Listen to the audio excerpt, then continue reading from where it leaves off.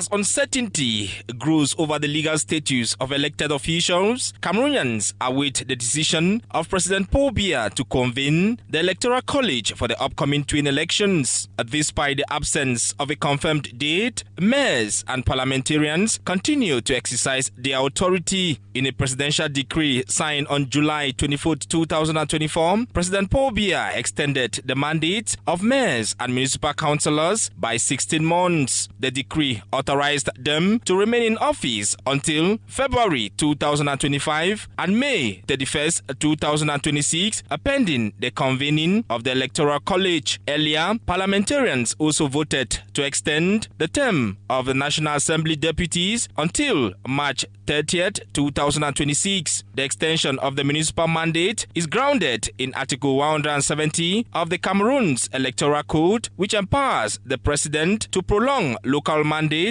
by up to 18 months. The extension of legislative mandate is supported by Article 15, Paragraph 4 of the Constitution, which permits such measures in the event of a serious crisis or exceptional circumstances, although no specific crisis has been publicly outlined. Government officials have indicated that the decision was intended to ease the electoral calendar as 4 major elections, notably presidential, legislative, municipal and regional elections, were initially scheduled for 2025. In his traditional Youth Day address on February 10, 2026, President Paul Biya highlighted the country's financial constraints, further fueling debate over Cameroon's capacity to organize the pending elections. The postponement of the twin elections marks the third time in 15 years that the mandate of the elected officials have been extended, a move that continues to draw criticism from observers who argue that such legal provision risks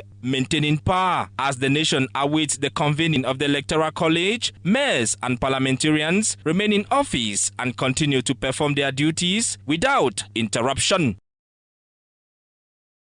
A staggering sum of over 60 billion CFA francs in losses is recorded every year in the country, according to the Minister of Water and Energy, Gaston Elundu Esomba, in a communique made public on February 5, 2026. In response, the minister has announced a nationwide crackdown on electricity fraud in Cameroon, set to begin on March 15, 2026. He declared that tolerance is over and that intensive enforcement operation will be conducted in collaboration with the electricity distribution company to tackle illegal connections and actions highly condemned by some city dwellers. To put an end to this crime, we need to start by tackling the root cause, which is a corrupt agent who are in place. We need to dismantle the network of those in charge who work with neighborhood leaders and others to facilitate electricity theft. They are the ones perpetrating this crime. However, the issue goes beyond economic losses. Electricity fraud has also been identified as a recurring cause of domestic fire and causes of electrocution, a reality often neglected until strategies strike. Il s'agit d'un travail de large diffusion. It is a work of massive awareness campaign to educate Cameroonians. The reality is that the standards of living in Cameroon is low, making it difficult for many to pay their electricity bills. As a result, some people are forced to find alternative means to survive. However, I believe the minister's message is an important reminder that electricity is a public resource and we all need to do our part to contribute to it so that the state can progress. Désormais contribuer aussi pour que l'État aussi puisse avancer. Avec tant de ménages. With so many homes, how does he plan to do this in the entire country, getting into every neighborhood and corners of the Republic? It's really difficult. Or does he have other resources at his disposal? The minister urged illegal users to regularize their situation immediately by legalizing their methods and ensuring their installation meets safety standards in order to avoid penalties. Festive ambience, blending serious shopping for thoughtful gifts with a focus on intimate celebrations ahead of Valentine's Day.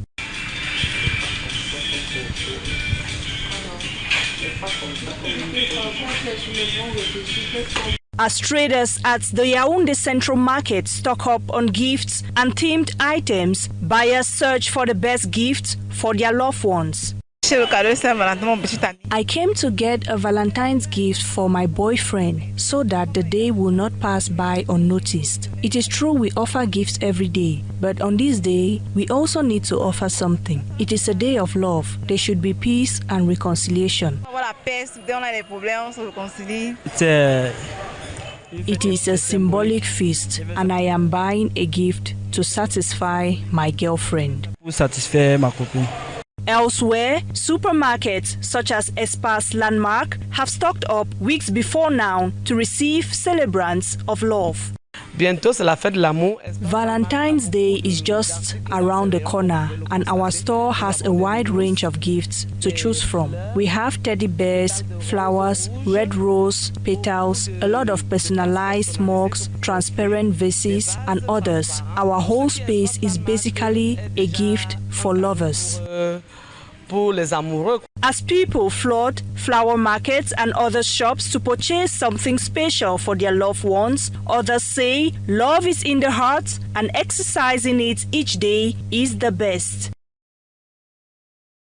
Representatives of member countries, civil society, eminent scientists and UNESCO chairholders gathered for a reflection organized by UNESCO in Paris on Wednesday, February 11, 2026 as part of the International Day of Women and Girls in Science. Topics discussed included women's lack of interest in digital technology, the low number of women in digital-related positions, and the fact that women are behind very few startups worldwide. UNESCO is sounding the alarm for women to catch up with the digital world. We are here at UNESCO headquarters to celebrate women's resilience. The theme of this meeting is digital technology and the challenges it presents. The underrepresentation of women in scientific activities driven by digital technology, particularly AI, is a central topic of discussion. These challenging environments must equally be embraced by those who represent 50% of humanity, which is women. Africa was at the center of discussions, and as some women still lag behind in digital technology, the Director General of UNESCO, Khaled El Enane, made a call for more resilience in females. Amon Claude Abanda, holder of the UNESCO Chair for Central Africa ICT Access, participated alongside Dr. Veseline Akumja Avom, deputy at the Cameroonian Embassy in France. They attended a roundtable highlighting the importance of digital technology in women's lives, encouraging women to take an interest in digital careers and implement support measures. The International Day of Women and Girls in Science reminds women of the importance of digital tools and shows that they can push more to acquire useful knowledge for future generations.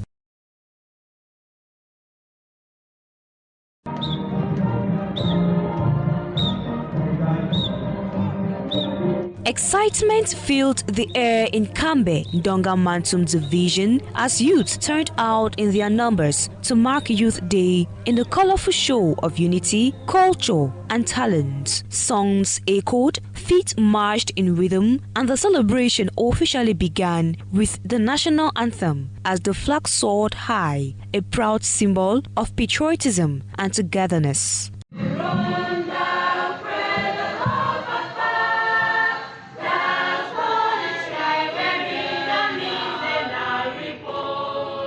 Neatly dressed and marching with confidence, the youth stepped forward in perfect rhythm, saluting administrative and education authorities in a proud show of discipline and unity. From primary to secondary schools, their voices rang out in patriotic chants and songs, echoing hope and commitment, a reminder that the future of the nation rests firmly in the hands of its young generation. In line with this year's theme, Youth at the Heart of Great Hopes for a united, stable, and prosperous Cameroon.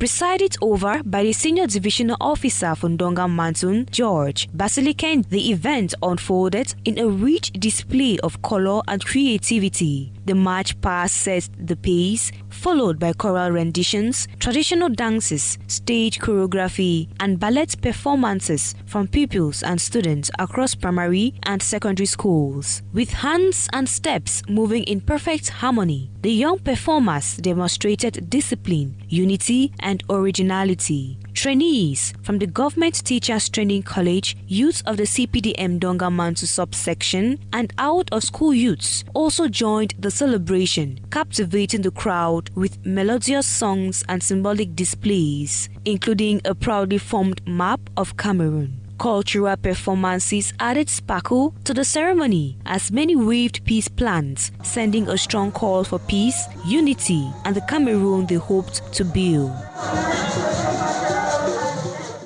The 60th edition of Youth Day was celebrated on February 11 at the Festival Square in the Dikinimeki municipality. The event began with a speech from the president, followed by a grand parade featuring students from various educational institutions, including kindergarten, primary schools, secondary schools, and vocational training center. The dynamic youth of Dikinimeki showcased their talents by performing patriotic songs and peace messages under the supervision of authorities. We are satisfied with all that has been observed. The children heard the message, we discovered their talents, and we gave them the necessary advice. The celebration highlighted the challenges faced by the youth in the district and encouraged them to persevere. In Cameroon, all the youths are complaining of lack of jobs. And also, there is a phenomenon that youths are free, and it's this freedom that creates problems that we know, prostitutions and juvenile delinquency. They depend on drugs and robbery.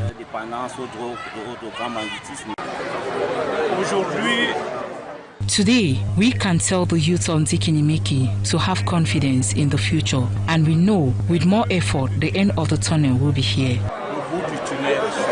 The event concluded with musical performances and prize-giving ceremonies, marking a fitting end to the 60th edition of Youth Day in Dikinimeki.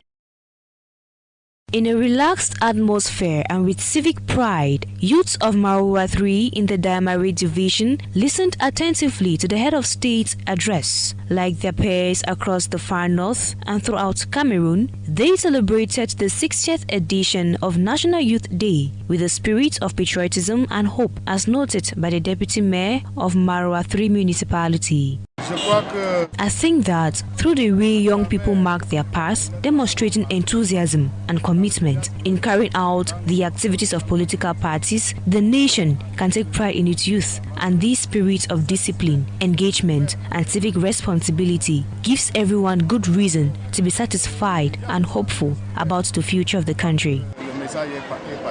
Beyond the theme chosen for the 2026 edition, young people from primary and secondary schools to professionals carried placards conveying messages of citizenship, patriotism, and hard work, echoing the sentiments highlighted by the President of the Republic in his speech. This message is addressed to both school-going and out-of-school youth, emphasizing that all of Cameroon's hopes rest on them, a path they are charting. The nation does not want them to stumble or go astray, but rather seeks to reassure and guide them towards a positive future. The celebration of National Youth Day in Maroua 3, as elsewhere in the far north regional capital, provided an opportunity for the administrative authorities and their collaborators to recognize the dynamism and achievements of young people. Through intellectual, sporting, and sociocultural activities, these youths received awards and distinctions, combining useful learning with enjoyment to make the celebration truly memorable in many ways. The MTN Elite One Championship continues to impress football fans, leaving football pundits to reflect on the fourth day of play as the competition unfolds. Dynamo of Douala has recorded 3 wins and a draw, collecting 9 points to sit comfortably at the top of the table. Gazelle FC of Garoua follows closely in second place with 9 points, recording 3 victories and a defeat alongside PWG of Bamenda with 9 points. Gazelle of Garua continues to impress fans with its defensive playstyle, conceding just a goal with 9 points to its credit. Panther of Day now occupies the 3rd position with 7 points following 2 wins, a draw and a loss. At the bottom of the standings, Aigle of Mongo is set to secure a win. With 2 draws and 2 defeats, the club is now blessed with 2 points in 4 matches. Stade Rennais on its part remains without a victory, registering 3 draws and 1 loss with a total of 3 points to its credit. Fovro Azure on its part, after 3 outings, now records a win and 2 defeats with a negative goal difference and 3 points. Dynamo FC of Douala's strong home form and resilience on the road now set a convincing pace for the season, while the defensive system deployed by Gazelle FC now positions the team as a major contender in the competition. At the bottom of the standing, Aigle of Mongo and Stade Rennais championed this position despite their endless struggle to maintain the top spot. As the competition proceeds, the race to maintain the leading position continues with new tactics, style and strategy deployed by teams to overcome their adversaries.